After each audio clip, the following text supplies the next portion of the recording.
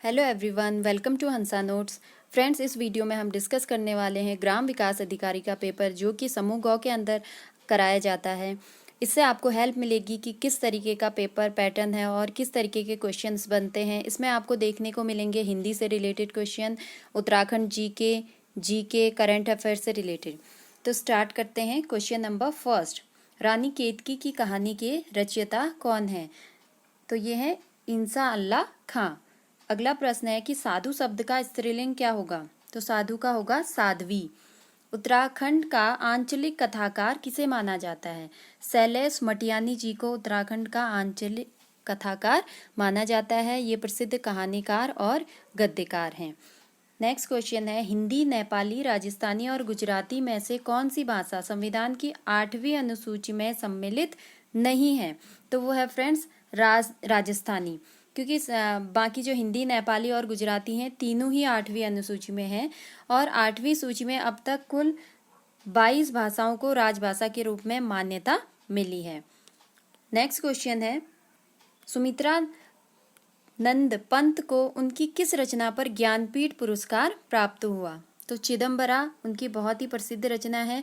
इसके लिए ज्ञानपीठ पुरस्कार मिला था उन्हें 1968 में और इनका जन्म हुआ था 20 मई 1900 में कौसानी में, जो कि अल्मोड़ा में पड़ता है।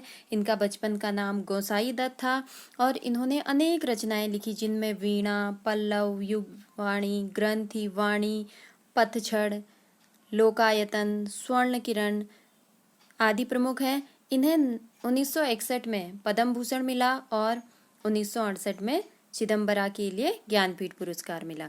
तो ऐसे भी क्वेश्चन पूछा जाता है अलग अलग तरीके से। अगला क्वेश्चन है कि उपमा अलंकार किस अलंकार का भेद है? तो उपमा अलंकार है अर्था अलंकार। फ्रेंड्स, अलंकार दो तरह के होते हैं, एक शब्दा अलंकार और एक अर्था अलंकार। अर्था अलंकार जो होते हैं वो अर्थ पर आश्रित होते हैं। अगर हम यहाँ पर उपमा अलंकार की परिभाषा देखें तो वो होती है कि जहाँ एक वस्तु या प्राणी की तुलना अत्यंत समानता होने के कारण किसी अन्य प्रसिद्ध व्यक्ति या वस्तु से कर दी जाती है, तो वहां पर क्या होता है? उपमा अलंकार होता है। जैसे अगर एग्जाम्पल दें, चांद सा मुख, तो अगर कोई सुंदर है तो उसके मुख की तुलना किससे कर दी गई? चांद से। चांद बहुत ही प्रसिद्ध है।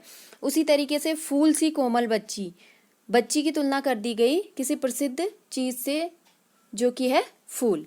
तो इसीलिए ये क्या है? अर्थालंकार है।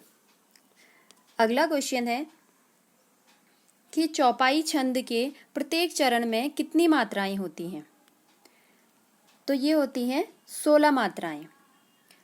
Next question, bat, run, catch और पंच में से असंगत शब्द क्या है? पंच, क्योंकि बाकी जो भी बैट है, रन है, कैच है, ये सब क्रिकेट जो गेम है उससे रिलेटेड है और पंच इन तीनों से अलग है।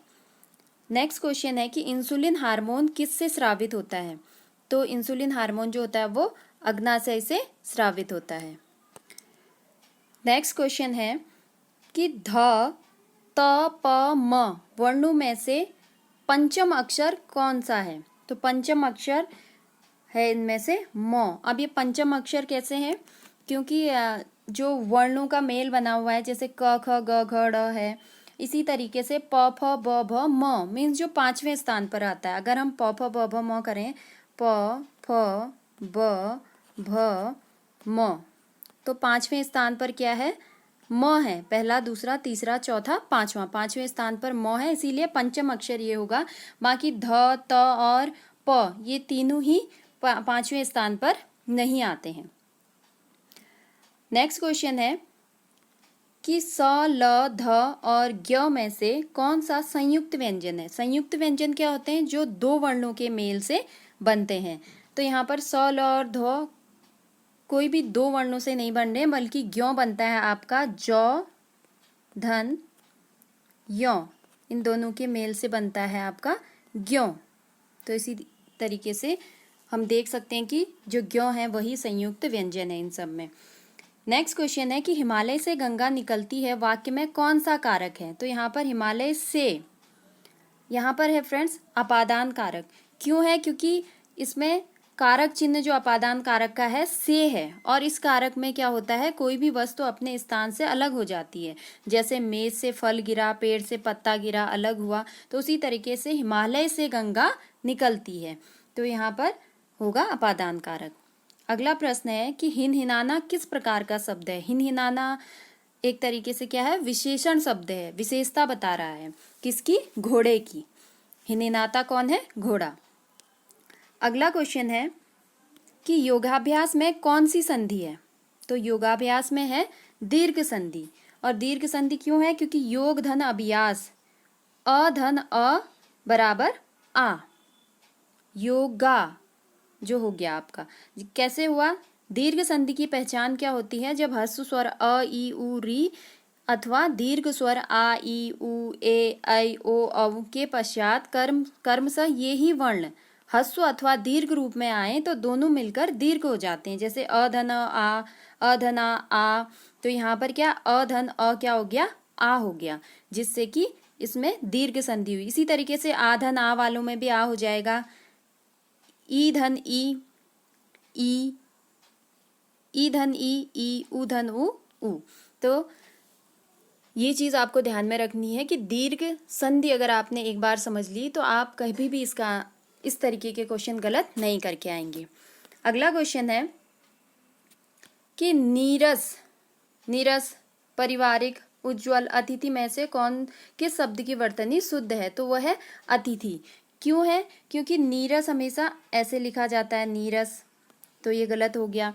दूसरा है पारिवारिक, तो पारिवारिक होता है, ये भी गलत हुआ।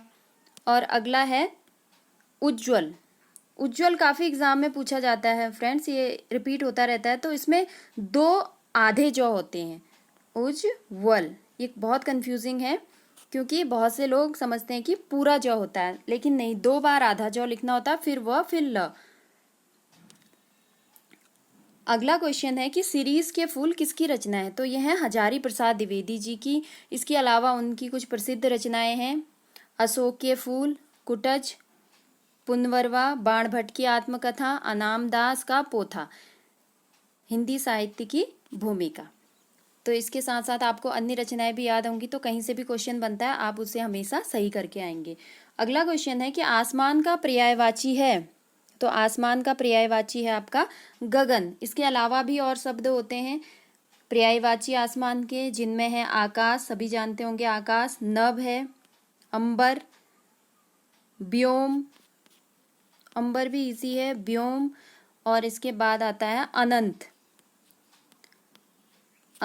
तो नभ, व्योम, अनंत, आसमान तो है ही, आकाश, अंबर। अगला क्वेश्चन है कि अनाथ शब्द का विलोम है। अनाथ का विलोम है सनाथ।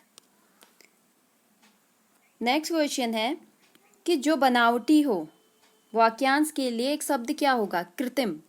जैसे कृत्रिम झील कहते हैं कि वो नेचुरल तरीके से नहीं बनी है बल्कि मानव निर्मित है। तो जो बनावटी चीजें होती हैं जो मानव ने बनाई हैं उन्हें कहा जाता है कृत्रिम। नेक्स्ट क्वेश्चन है कि अपना उल्लू सीधा करना।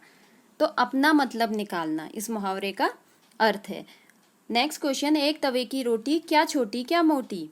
इस लोकोक्ति का तात्पर्य है कि सभी एक समान होना। एक ही तवे की रोटी है, क्या कोई छोटी बन जाए या मोटी बन जाए, लेकिन सभी एक समान होना।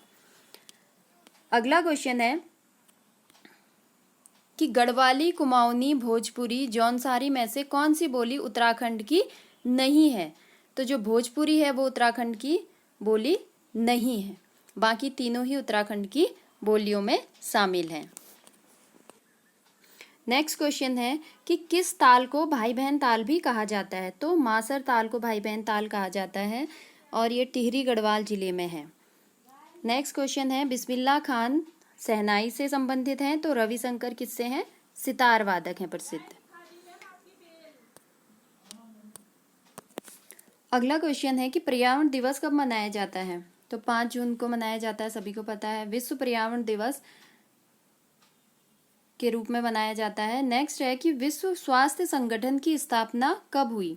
तो इसकी स्थापना हुई है 1948 में और इसका मुख्यालय है जेनेवा में, जो कि स्विट्जरलैंड में है। अगला क्वेश्चन है कि प्रकाश वर्ष की इकाई है, किसकी इकाई है? ये है दूरी की। नेक्स्ट क्वेश्चन है भारी जल का रासायनिक सूत्र क्या है? तो भारी जल का रासायनिक सूत्र है D2O। सूचना का अधिकार अधिनियम कब पारित किया गया? तो ये किया गया था 2005 में। आज का लास्ट क्वेश्चन है सिस्मोग्राफ एल्टीमीटर, एमीटर, बैरोमीटर में से भूकंप अंकन किस यंत्र से किया जाता है? तो ये सभी को पता होगा कि जो सिस्मोग्राफ है उससे क्या किया जाता है? भूकंप को मापा जाता है। इसके अलावा जो दूसरे दिए हैं एल्टीमीटर, उड़ते हुए विमान की ऊंचाई नापने के लिए इसका प्रयोग किया जाता है। एमीटर, इसको एमीटर भी कहा जाता है फ्रेंड्स, इसका प्रयोग किया जाता है विद्युत धारा को मापने के लिए। और बैरोमीटर का वायु दाब मापने के लिए। तो फ्रेंड्स ये थे आज के question. If you like the video please subscribe my channel and share with your friends. Thanks for watching.